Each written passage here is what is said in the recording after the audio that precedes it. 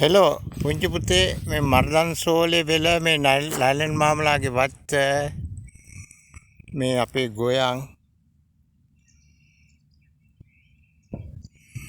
මර්දන් සෝලේ වත්ත මේ අපේ උඩලියද්ද මේ ඇලපාර මේ ඔය කරන්ට් කම්බි දිගට බැදලා තියෙන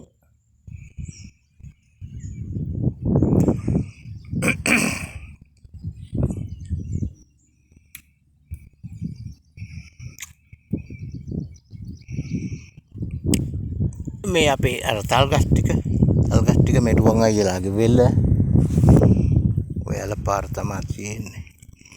දැන් ගෝයන් වලට දවස් 15ක් වාගේ වෙනවා පුතේ.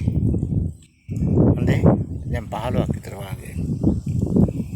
ඔය ලොකු පුතාට වීඩියෝ කරලා පුංචි පුතාට දෙවන්න තමයි මේක. හොඳේ.